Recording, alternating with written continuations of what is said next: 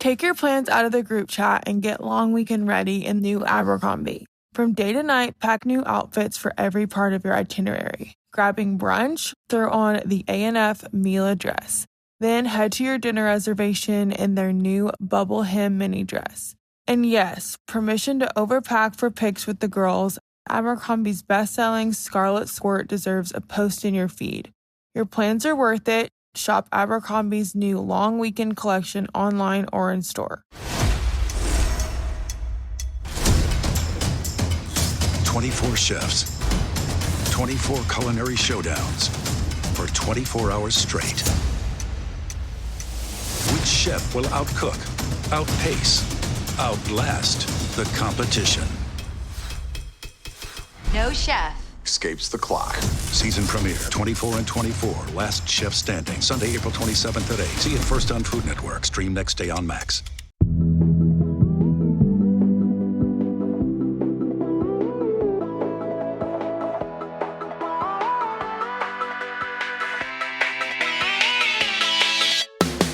Hey, I'm Candice Lim. And I'm Kate Lindsay. And you're listening to ICYMI. In case you missed it. Slate's podcast about internet culture. And Kate, our desert nightmare is over. I am obviously referring to Coachella, which just ended weekend 2. I have to say that I am over Coachella, but pro Coachella, because every year there's like this mass exodus in LA, so I can finally go to like community goods and all the hot spots now that the influencers have vacated. But Coachella, did it make a mark on your timeline at all? Not even a little bit. And it's actually wild to me how much it's fallen off, because I've never been a music festival person, but I always wanted to be one because Coachella looked so cool. But now I see these videos on TikTok posted by influencers, and I'm just like, this is Comic-Con, but for brands. Like, the LA Times did a live blog, and one of the items literally reads, quote, "Jake from State Farm was hanging out at the Village by Cactus Jack." None of those are real human things. I love Jake from State Farm. We actually never took a temp chat on Jake. Do we love or do we hate? I mean, my question is, was he there in character? And what does that mean? Was he there as a brand ambassador?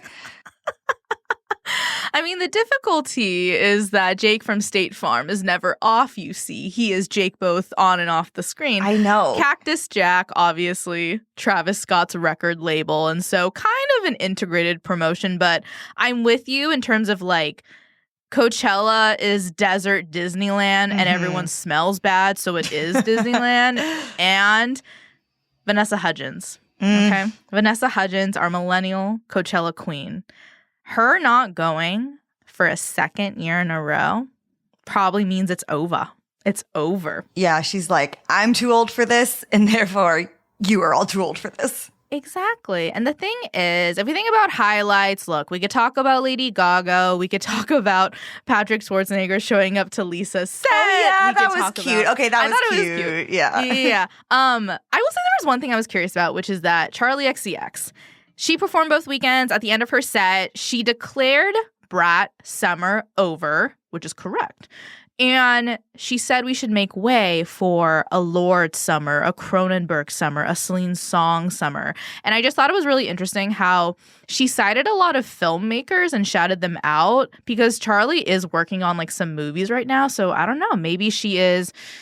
What if she's pulling a Rihanna? You hear me? Like, what if she is transitioning firmly into her Letterboxd era, not going to make music for a really long time? We crave it never comes. And this is just her thing now. Well, yeah, I mean, to me, Brat Summer ended the night Kamala Harris lost the election. And so, you know what? I, too, would disappear for a bit if I was associated with that, even unintentionally. But related to the Charli XCX news, the news I'm interested in is actually about someone called Kelly Hayer. Are you familiar with this name?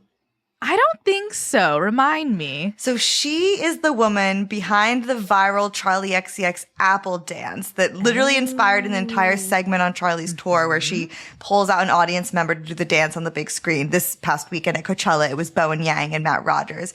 But the Kelly Hayer of it all has to do with Roblox. Now, Candice, do you know what I mean when I call something an emote? An emote? Not even close. Yeah, so I didn't either, but when I was digging into this, I learned that it is basically choreography that users can purchase to have their characters do. Okay. So, well, Fortnite got Kelly's permission to use her Apple Dance choreography as an emote. Roblox did not, even though apparently she and Roblox were in conversations about her licensing it out to them. They said they were going to do it. And then, I don't know, it seems something fell off and they went ahead and did it anyways, and she had not given permission. Okay, this is interesting. It must be lawsuit season in the influencer industry, because you know who else got sued recently? The online fashion brand Revolve, which is surprising because while the fashion company was hosting their huge brand activation near Coachella, they were also hit with a $50 million lawsuit from someone claiming that they deceived more than 1 million customers using social media marketing tactics. I'm very interested in this lawsuit, and I will tell you more about it. But first, let's take a break. When we come back, we'll talk about who's suing who in the $50 million Revolve lawsuit and why Sponcon can feel like a betrayal.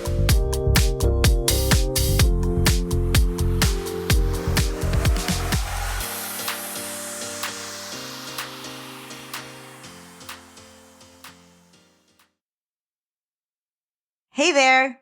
If you're a regular listener who enjoys ICYMI, it would mean the world if you gave us a 5-star rating or review on Apple or Spotify.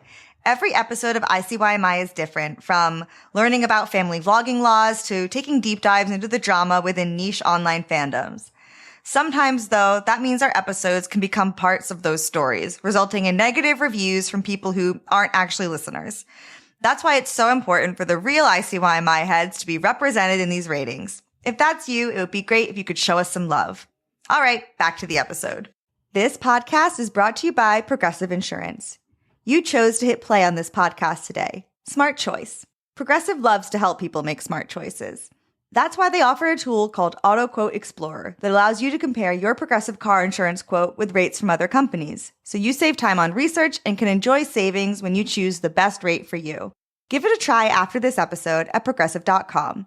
Progressive Casualty Insurance Company and affiliates, not available in all states or situations. Prices vary based on how you buy. This episode is brought to you by Saks Fifth Avenue. Shopping at Saks is the perfect way to discover the latest styles, elevate your everyday look, and refresh your wardrobe just in time for spring.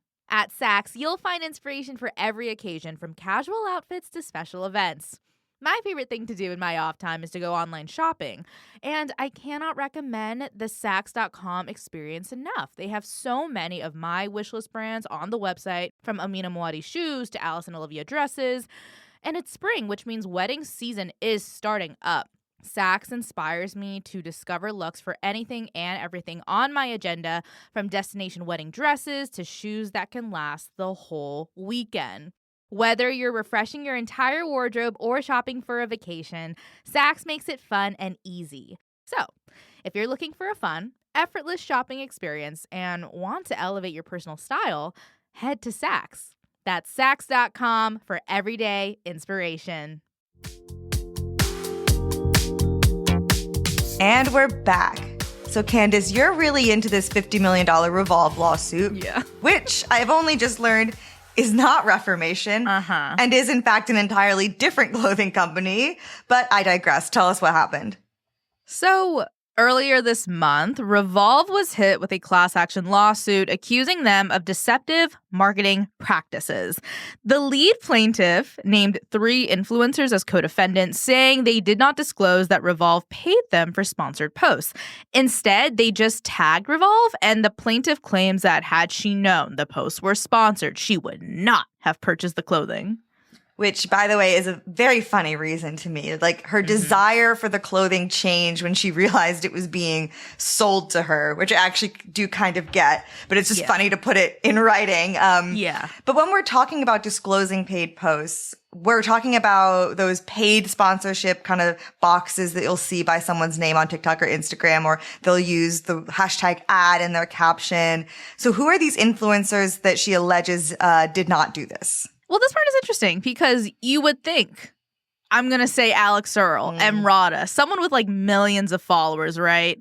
No, the three influencers named in this class action lawsuit as co-defendants are Cindy Mello, Tika Kamaj, and Ninka Jans. Do any of these names ring any bells? I don't. Listen, I once again can't claim to know every influencer, but yeah, they do not ring a bell.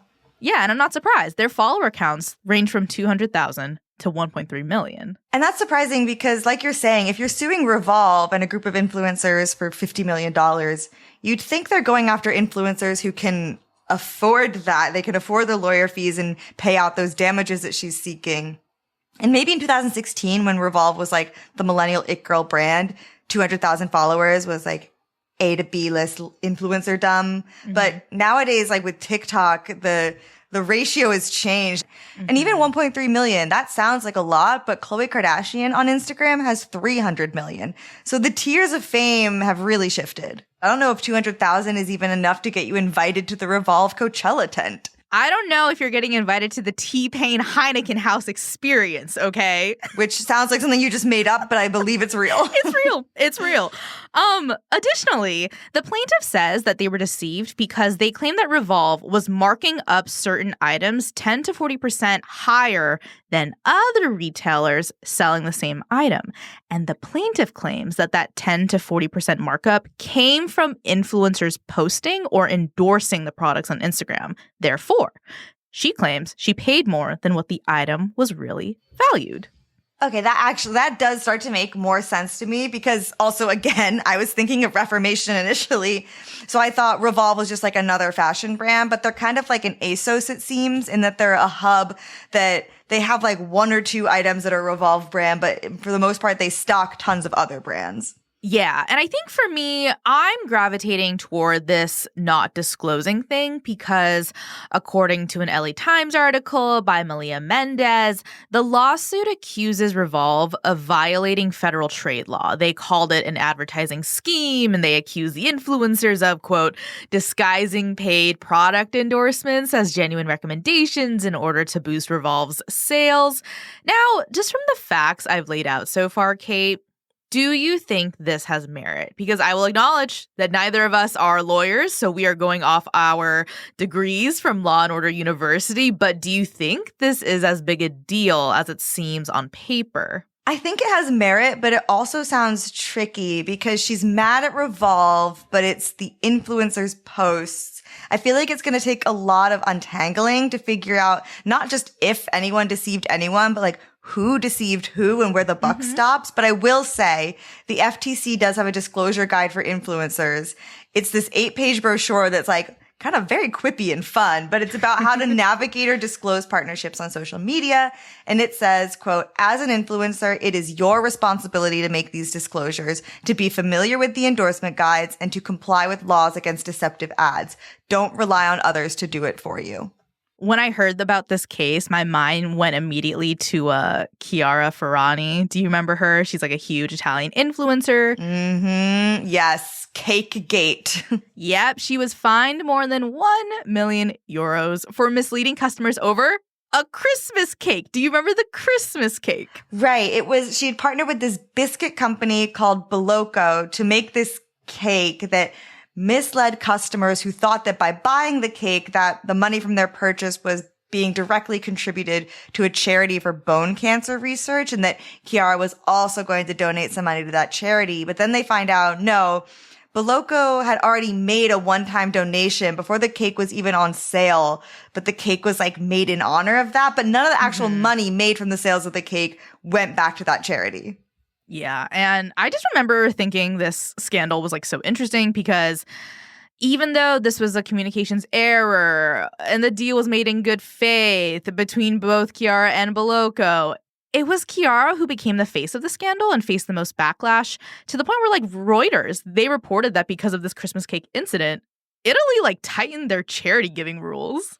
Yeah, and stateside, this reminds me of someone who you'd know if you're an NYC influencer snark. Her name is Ariel Charnas, who has been criticized for doing things real shill post-Sponcon, but I've seen this myself. She writes ad on the image. That hashtag ad, she'll make the font color pretty similar to whatever background it's on. It's not super prominent or clear. I won't, make any claims as to if that's an intention of hers or not. But the reason she's talked about on NYC Influencer Snark is also because her husband is being investigated by the SEC for insider trading. It kind of feels like we are in the find out part of fuck around and find out. Like, influencing was this cushy job and the industry was unregulated, it was booming, but now we're seeing the downsides and lawsuits are happening that might start leading to regulation beyond the basic guidelines and the FTC. But guidelines for who? The brands or the influencers? Right. Like Revolve just reported that they made $1.1 billion last year and they had a huge presence at Coachella. So they could probably take on a $50 million lawsuit. But those influencers listed as co-defendants, they might not be able to. But I want to go back to the complaint again, because I think the thing that most sticks out to me is that statement that she wouldn't have bought these items if she had known that they were Sponcon. Like, the material product does not actually change whether it's Sponcon or not, but the context was enough to sway her, so much so that she sued. Yeah.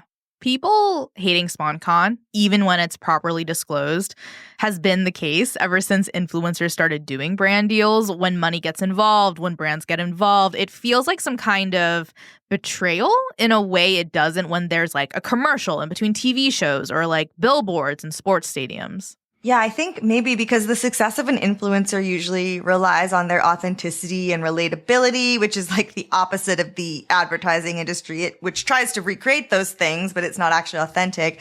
But, in order to do this work, influencers need to get paid. And, they're not usually getting paid a living wage directly from these platforms. Like YouTube and TikTok have like AdSense and the Creator Fund, but that's not enough. And I would say even if this lawsuit doesn't go anywhere, it serves as a marker of our kind of exhaustion with this oversaturation of influencers, but also the oversaturation of just Sponcon, which is there because it is how this huge industry makes money. And speaking of, this whole lawsuit made me think about an influencer who recently claimed that she was offered money to jump on a possibly harmful trend. But I want to get into that after the break. When we come back, why both these instances make me wonder how good our Sponcon literacy really is.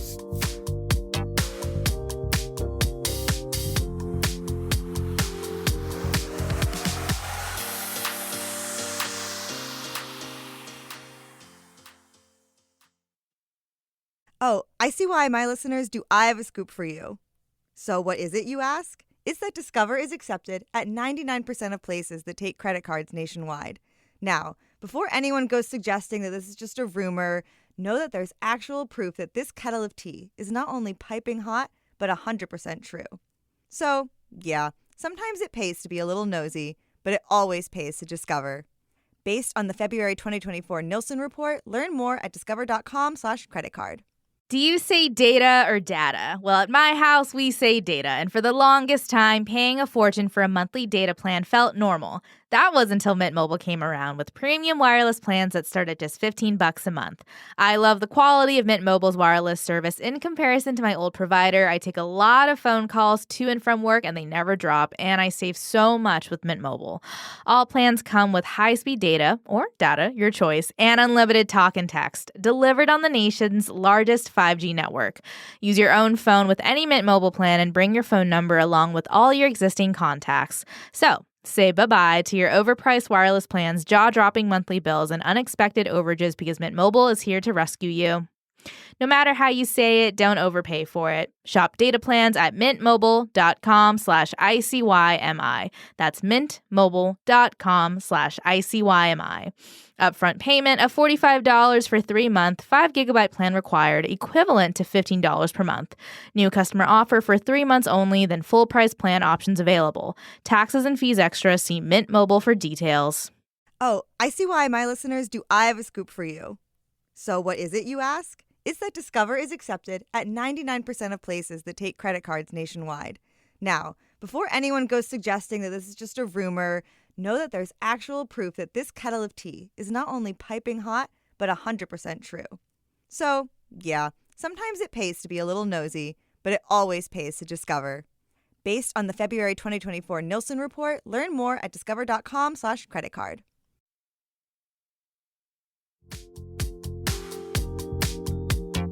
And we're back. So I'm going to bring in Hailey Bieber, someone we've talked about a lot recently because of the 7-part TikTok accusing her of stalking Justin Bieber, him crashing out on Instagram. It's a whole thing. But one of the offshoots of that 7-part TikTok was people jumping on this trend where they would write something like, "When my husband thinks fate brought us together," and then they put up a photo of Hailey implying they actually plotted and maybe stalked their way into the relationship. Have you seen this? A little bit. And I think the thing that's interesting is that, like, Hailey is kind of the butt of the joke in that trend. But, you know, like, it's actually an identical trend in terms of, like, conceit to people using the lyrics of Taylor Swift's song Mastermind. It's like, what if I told you none of this was accidental? And in that case, like, Taylor's not the joke. She's like this girl boss that, you know, it's like aspirational. Whereas like Hailey Bieber, it's like, I don't know, it's supposed to be embarrassing. Who among us hasn't done some light stalking of our date before we go on it? Yeah. The thing is, like, with this Hailey Bieber trend, some people find it funny, some people find it mean. And I bring this up because a few weeks ago, a contestant from Netflix's Too Hot to Handle, named Francesca Farrago, posted on Snapchat saying she was offered a decent amount of money to do that Hailey Bieber stalking trend. She wouldn't say who was offering the money. We also don't know if it's true, but if it is true that creators are being paid to jump on trends, like, it breaks my brain because now I'm just wondering, how many people on my For You page are being paid to bully celebrities? How many people are being paid to jump on trends? Because engagement is already an appealing incentive to post, but now an influencer is claiming that some creators are getting paid on the back end to jump on those trends. Essentially, I'm having a Sponcon literacy crisis. I mean, yeah, there's nothing I hate more than realizing I subconsciously was influenced by a trend. Like, I'm actually not unique for wanting Boston Burke clogs or getting into saunas is a recent thing, because shortly after I acquired or started doing both of those things, I then saw these articles about how they were like rising trends. And it's like, I'm like, I have a sheep and I don't have any original thought. And I thought this was an organic enjoyment I was having, but clearly something sinister was happening. And so it doesn't help to know that these weird sort of off-brand, down low Sponcons are happening with even things like trends. But I think that feeling, that distrust speaks a bit to the sense of betrayal we were talking about earlier. Yeah, which kind of brings me to my big question. Is now the worst time to become an influencer, in your opinion? Because, like, your whole job relies on something that people are not only tired of, but in this case are motivated to sue over. It's just getting dicier, you know? Yeah, like the problem with this industry is there are so many platforms to be on, and there are also so many gray areas when it comes to brand relationships. And a little bit like we were talking about with child influencer family vlogging laws, it's like, you have to mess up in order for the laws to be created. And that's not a fun guinea pig to be. But it's like, you know, what if a brand sent you clothes for free, but you weren't necessarily paid to post it? Like, is that okay? What do you have to say? And I turned back to my handy FTC guide for the answer. It says, quote, if a brand gives you free or discounted products or other perks, and then you mention one of its products, make a disclosure even if you weren't asked to mention that product. So I think sometimes you'll see people say something was hashtag gifted, or just say it was free, say it was sent to you. Like the guide sort of says there's not like specific language you necessarily have to use. You just have to disclose your relationship to that brand. And the whole guide is really just, if you're not sure, err on the side of caution. I think especially because, like we said, the industry is changing. Laws might come out of nowhere, and you might be the one that triggers the reason a law needs to be made. There's a lot of finite details that are not helped by the fact that the influencer market is so saturated right now, and it's already hard to break through. And then once you do break through, you have to be aware of how quickly changing these regulations will be. It just kind of adds to my plea that, like, we need more influencer marketing lawyers in this space, because it's like crypto. It's moving so fast that one right step now could be a wrong step in a year when one of these lawsuits actually creates precedent in court. Yeah, I have to be honest. I know maybe there were reasons why it wasn't great, but influencing sounded a lot more fun 10 years ago or even 15 years ago, like if you were part of the generation that was just stumbling into it and, you know, went on YouTube just to post some funny videos and then ended up becoming a big YouTube star and getting money and being a part of this unprecedented industry before anyone came in and regulated it, like you were a god. You had it all right. I always come back to my queen Zoella. She's just vlogging. She's living in a beautiful house in the countryside. I know. And, you know, she doesn't really need to do anything because literally as an 18-year-old, she stumbled into this. And now she has a beautiful family and just films content of her, like, making flower bouquets, and she's planting a garden right now if you're interested. I am interested. And like, you're right. Influencing sounded a lot more fun 10 years ago. Coachella sounded a lot more fun 10 years ago.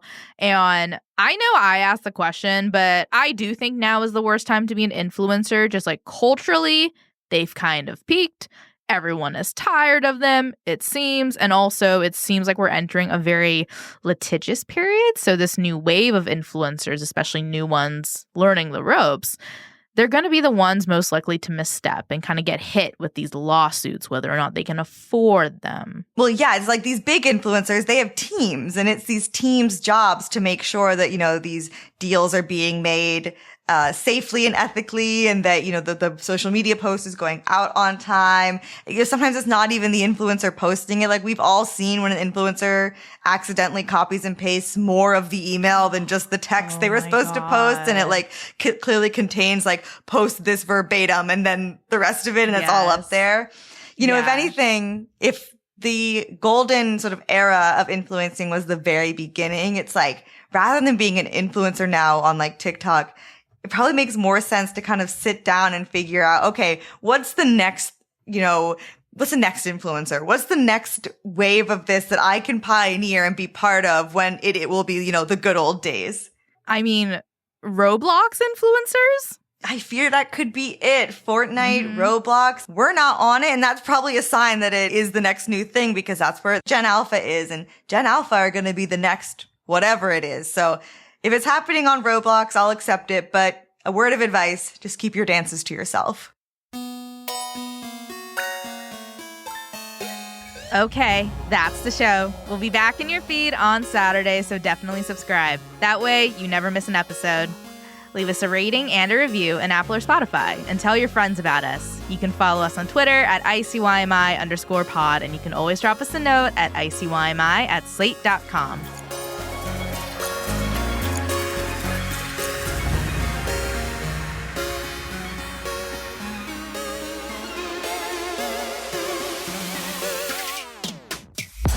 ICYMI is produced by Vic Whitley-Berry, Candice Lim, and me, Kate Lindsay. Daisy Rosario is our senior supervising producer, and Hillary Fry is Slate's editor-in-chief. See you online. Or at the T-Pain Heineken House Experience.